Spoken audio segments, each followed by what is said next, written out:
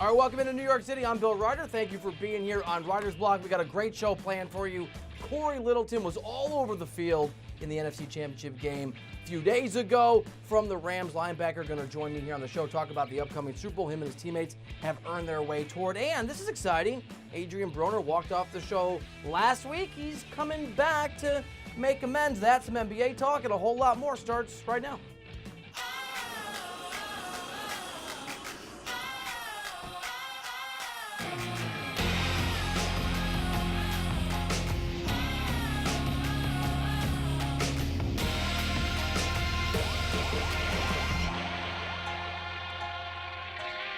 All right, next week, this show, along with a lot of the folks here at CBS Sports HQ, will be in Atlanta for the Super Bowl, giving you all the coverage you need. We'll do nothing but football talk then. So we're going to sneak in a little NBA while we can. Not that long ago here on the program, we told you about the state of the Eastern Conference. We're going to go over the Western Conference. And let me just quickly acknowledge, yes, the Golden State Warriors are amazing. Yes, they're going to win an NBA championship. Here's a thought experiment for you to just put that into perspective.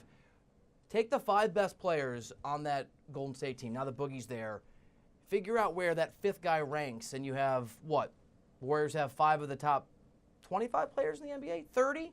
35? But there are 14 other teams in the Western Conference, and we want to give you some perspective on who ranks where and whether they're legit contenders or not. And we're going to start with a team that is not a flash in the pan. The Denver Nuggets may be ahead of schedule, but they're also legit. This is clearly the second best team in the Western Conference. Let me just give you a few facts and a few stats to back it up. First, they have the second best offense in the game, and their defense has been markedly improved. They're all the way up to 13th. You know about Nikola Jokic. He is one of the best young players in the game. His stat line of 20, 10, and 8 is LeBron James-esque. I know LeBron averages 6, 7, 8 more points per game, but the things that he is doing and just the joy of watching him play, that is a superstar. When you watch what he can do, you know on any given night in the postseason, Jokic can be the best player on the floor. When you have that in the NBA, you got a chance to win the whole thing. And I think the most interesting stat about this team, net rating for me, one of the places to look and really get a sense of a team, the 6th best net rating in the National Basketball Association and the 2nd best in the West. And there's also some intangibles that I think shape this team into a group you do not want to face in a 7-game series, including the fact that these guys just like each other, and you could catch that when Jokic, well, I'll let you take a look. We just start playing defense. I mean, as simple as that. We just get back what we're supposed to do. We rebound the ball. You see? Hey, hey, hey! Oh, say something? No, good. You got it. I mean, come on, man. Live TV is hard. Let your guy do his thing. Teams that play as well as this team has played, that have a star like they have in Jokic, that has the depth that they have and that like each other, those are dangerous teams. Denver is legit. They're not beating the Warriors, but I think they can beat in a 7-game series every single team that's going to follow on this list, including, yes, the Oklahoma City Thunder next up as we continue this conversation. And Oklahoma City's it's a struggle for me. I don't think that the way that Westbrook plays the game, and he's a force of nature offensively, we all know he's a dynamo, it doesn't translate to postseason success. Remember a couple years ago, Russ averaged the triple-double, he got the MVP, they won a single postseason game and were quickly routed by the Rockets. But Paul George is having an MVP-level season quietly. I think we threw on the screen not that long ago here on the show last week maybe. He is arguably, Paul George, as good a player over the last 3 years as Kevin Durant, and he is a Defensive Player of the Year caliber talent when he wants to be that good and that dynamic. I don't believe in the Thunder, but I probably should, and I try to tune in more, watch more of their games the last 3 or 4 weeks, and they do have this sense that minus Melo, with Paul George having chosen to be there, there's something different about these guys. They're not making a run to the finals. Nobody is in the West but the Warriors. But the Thunder probably a lot better than I've given them credit for the last few years. I've always got a soft spot in my heart for the Blazers. I think Damian Lillard is an absolute stud and an absolute star. It's just the defense that makes me nervous. 16th in the NBA. Their offense, as it always is a top 10 offense, and it's a little uncharacteristic for that organization. Usually defense is what defines that group. It's hard to recruit players to the Upper Northwest. They have a chip on their shoulder. I've talked to Damian Lillard and CJ McCollum in the past about how nobody gives them the respect they deserve because they're in the Western time zone and they're so far up there. But this year they're just not playing with that same passion for whatever reason. They're an interesting team, but unfortunately this year's regular season I think speaks to their postseason travails the last few years. They're not going to win many series, if any. We talked about the Rockets yesterday. James Harden's amazing. At least today, he'd be my MVP vote if I still had one, which I did back in the day. But their defense is atrocious. We went into it yesterday. It is going to be a whole lot of sound and fury of offensive excellence that adds up to absolutely nothing. For example, if the Blazers play the Rockets in the first round of the NBA playoffs, it may be crazy talk, but I might convince myself to take Portland. I don't think the Rockets are making out of a second round unless Chris Paul comes back and is not just healthy, but the defensive stopper that he used to be. Fun fact, Chris Paul, one of the best and most underappreciated defensive players in the perimeter for the last 10 years, but age is catching up to him, not just in the injury, but talking to guys who have to go up against him in the way he's able to D up in games. Are the Spurs going to miss the playoffs? They're not going to miss the playoffs. They're going to get there, but man, they're not the team that they used to be. And what are you going to do? You get rid of Kawhi Leonard. It is what it is. I know Greg Popovich is a great coach. So is Eric Spoelstra. Without the talent that you need, it often adds up to a playoff team in a low seed that doesn't do anything. The Jazz are the team that really kind of disappoint me. I thought they were going to take a huge leap forward this season. Their offense is atrocious. It's 20th in the league. They still have a top 3 defense, and Rudy Gobert is a big part of that equation. Better net rating, interestingly, than both Portland and Houston. So by that metric, and it's one that I told you I take seriously, and so do a lot of GMs and scouts around the NBA, they should be better than they've been. The results should have been more impressive. Bit of a sophomore slump for Donovan Mitchell, and the rest of the team is going that route. I think Quinn Snyder is Brad Stevens light. I think he is a emerging, remarkably talented coach who we'll be talking about 5, 10, 15 years from now at the highest levels of the game, but they've got to get things turned around. Big expectations in Utah. They're not living up to them. The team that's way down at the bottom of the pecking order here, but I think is still going to be really dangerous, the only team that can beat the Warriors, even though no one will. I'm going to go there. I'm going to say it. If LeBron's healthy, the Lakers will beat every single team I just mentioned, except maybe Denver in a 7-game series. We look past LeBron so often. We made the exact same mistake with Tom Brady and the Patriots. Brady said it. You all think I suck. We all think we suck. We do the exact same thing with LeBron. He doesn't have the MVPs that he deserves. I know that he's older, but this year the guy has been really, really good, averaging 28. I think it's 8 and 7. Give me the Lakers in a 7-game series as most of these squads if and when LeBron comes back. And by the way, there's a lot of injuries going on there. Coach Luke Walton, talked about his confidence in Rondo returning on Thursday, and unclear when LeBron's going to be back. I haven't seen him do contact yet, so, I don't feel as confident. But I know how serious he is about his rehab. So he's doing everything possible. And we've talked. I know he's dying to get back on the basketball court, but he also knows that getting healthy is top priority.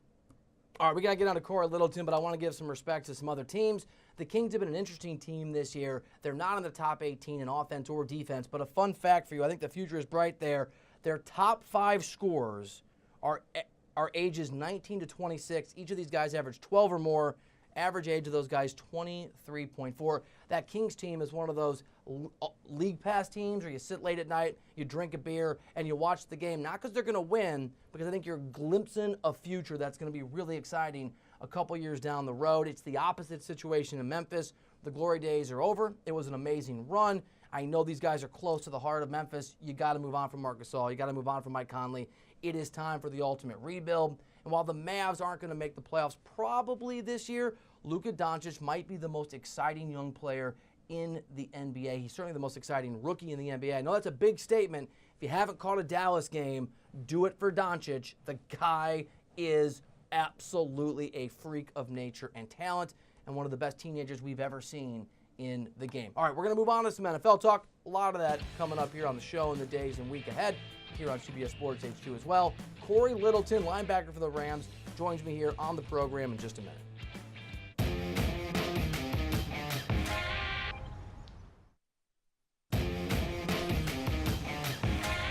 All right, welcome back into New York City. I'm in Manhattan. Earlier I was at home in Brooklyn. Had the chance to talk with Rams linebacker Cory Littleton, easy for me to say, about his upcoming Super Bowl appearance, his Rams team. Great conversation. Here it is. Cory, there's a lot to congratulate you on. A great year. You're a Pro Bowler. You had an amazing game against the Saints, and obviously you guys are headed to the Super Bowl. So, congratulations. Thank you so much. You know, super excited, ready for this Super Bowl. So you had, if I'm remembering properly, you had 12 tackles in that game against the Saints. I think 11 were solo. You had a huge game. Your team obviously had a huge game. What was that moment like for you personally, a guy that was undrafted 3 years ago, all the way to now the top of the mountain? You're going to the Super Bowl. Walk us through that moment when you realized you and your teammates had accomplished the ultimate goal. Honestly, it's everything you can ever dream for or ever want. This game basically determined us going to the Super Bowl, so everybody basically gave everything they possibly could for all of 60 minutes, and then even more than that because the game went into overtime. Sometimes it takes that. You never always get the results that you want, but at the end of the day, we got the win, and it means everything to me. Honestly, I never even imagined myself being in the Super Bowl or, you know, I always envisioned myself one day, you know, getting an opportunity starting, but in that same season, achieve these goals this high, it's been a roller coaster ride, but enjoyable. All right, so in that NFC Championship game, you played incredibly well. You had the 12 tackles. It's obviously a huge moment. How did it feel? I mean, did it feel like another football game, or could you feel the intensity and everything that was at stake as you had a great game and you were a big part of your team's success? Just playing in that stadium, you'll always feel the intensity. That place was booming and rocking, but it felt like a challenge. Everybody was excited for that moment, and just as loud as that stadium was, we just wanted to make it quiet as possible as soon as that clock ran out, and that's exactly what we did. It was something that we really wanted to do. It wasn't just another game, but it meant a lot for us. I mean, just I can't even imagine the moment. Now, forgive me. I got to ask about the non-call and the pass interference. I just want to do it this way. Those things happen. It's part of the game. Do you feel sympathy for the other team? I mean, calls go both ways. Do you feel sympathy for the other team when that happens, or is it like whatever? It's the arena. I'm glad we're moving on. Definitely, we're moving on from that because honestly, they go both ways. Yeah, that was a crucial time for them, and that's a call that they probably would wanted. But there was a lot of calls that we would have wanted, and a lot of other calls we would want reversed and things of that nature. It's just officiating. At the end of the day, you can't control it. All you can do is just play your game and do what you can do and try to get a win. Your rookie year, your first year in the NFL, you've been with the Rams all 3 years. That organization won 4 games, and a short time later, you've got a chance to be champions. What is it that has happened in that organization that has led to this change? And as a participant, what has that felt like to watch you guys go from the bottom of the NFL to the top? Um, it feels like we actually have a belief in ourselves and everything that we preach every day that we can act, we determine our fates. We're as good as any team out there. We're the best one out there. We honestly feel like, and at the end of the day, we just have to prove that. And we've been doing that so far. We started 4-12 my first year here, and Sean McVay came in. We had a big roster change. You know, it was a lot different. But at the end of the day, the guys that still remained here on this team, we always just knew we just got to give more than last year. Because that first year here, a lot of guys were sick to the stomach because we were 4-12, and there was a lot of games we could have won in that season. Well, we weren't the best team, but we had a lot more to show. And eventually, that next season, we showed more and more. And this season, won the Super Bowl.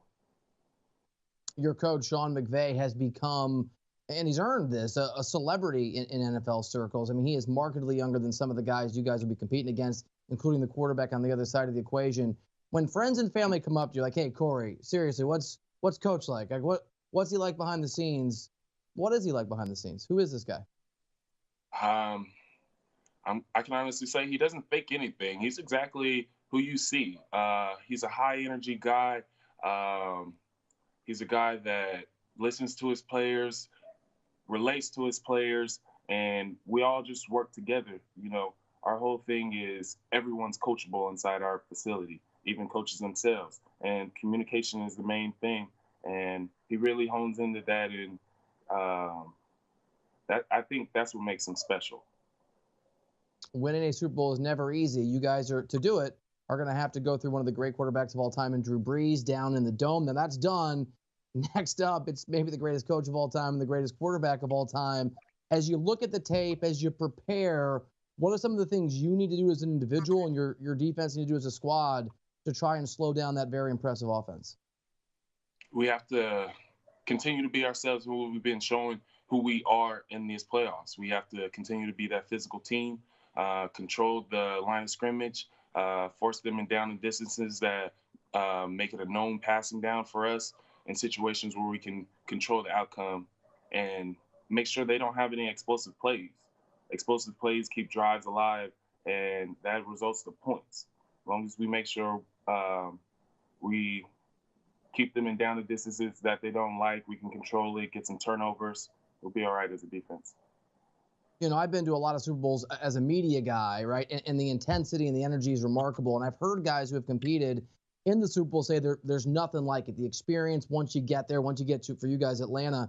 Has anybody given you any advice or insights on, hey, Cory, this is what you should expect when you guys land in Atlanta?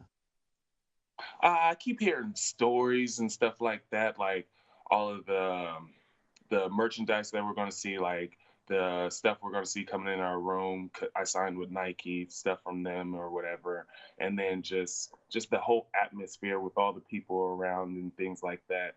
It's just, in the windows that we get the time to enjoy it, we're always going to do that. We're going to stay on our same game plan. So I'm really excited for those moments or whatever, everything to come with this Super Bowl, because this is an experience a lot of guys don't ever get to participate in. So it'll be really enjoyable. Yeah, it's really cool. Give me a number here. How many people have reached out in some form, been like, hey, man, remember me? I would love to get tickets. I don't even think I have enough fingers. So I would probably say about 20, 30. That's not too bad. So not 300. And then the 20, 30, you know, they might want 2, 3, 4. So yeah, it's impossible.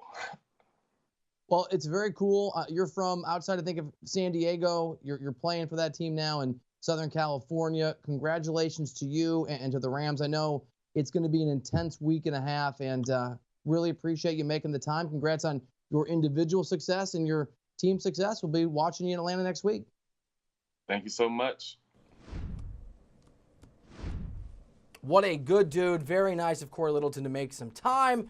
We're going to transition to another guest, a guy we had last week. Adrien Broner walked off the show last week. He's back. Maybe it's an apology. I don't know. We're going to find out. It's coming up here in just a minute.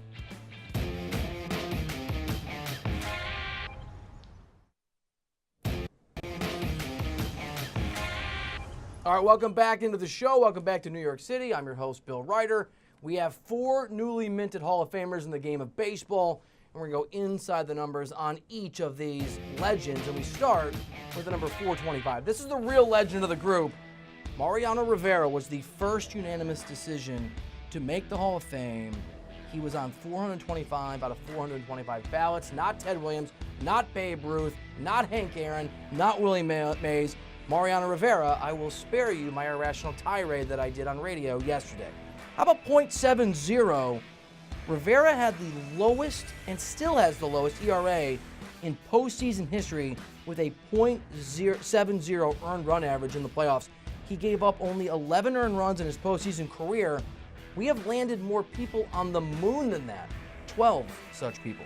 How about 42? This one's really interesting. The universe has a fascinating way of getting things right. Mariano's number 42 will be the last of that number inducted into the Hall of Fame. That total was also the number of saves he had in his postseason career. A big part of the Yankees' absolute domination over the span he was there. Next up, 82.9. Mike Mussina had a career 82.9 pitching WAR, wins against replacement. It ranked 6th all-time amongst pitchers in the DH era, a strong argument against people like me who thought maybe he was marginal. How about the number 7?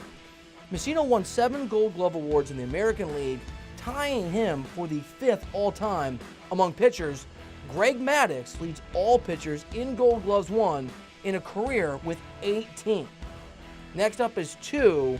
This man was the first actual primary DH elected to the Hall of Fame, Edgar Martinez, who won the American League batting title twice. He did it in 92 and 95.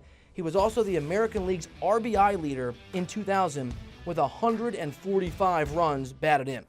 And finally, too, the late Roy Halladay won the Cy Young Award twice in his remarkable career. He did it in 2003 and 2010, showing his wide range of dominance. He was also Major League's win leader in both of those seasons. We lost him, of course, way too soon. May he be looking down from somewhere wonderful, taking in this honor that he and his colleagues now in the Hall of Fame absolutely deserved. Congratulations to all of those guys. Very, very cool day for baseball.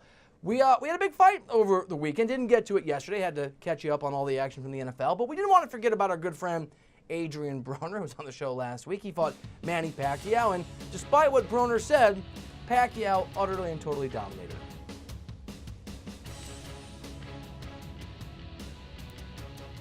Adrien, I appreciate you being here. I got to ask you, though, man, what happened in that fight? Hey, all right, it's over.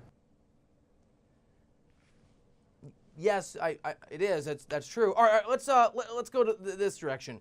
Just the specifics. Take us inside the match. Why do you think you lost the bout? It's very loquacious of you. What's next?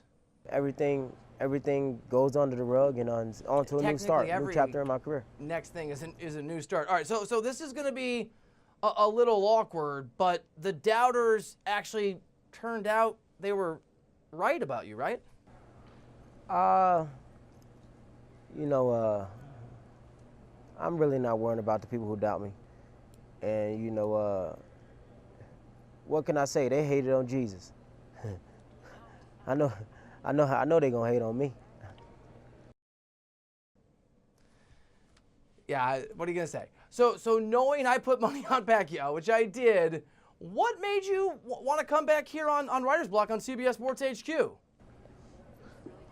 kind of got lucky, man. I wasn't going to do none of these interviews. You kind of got lucky.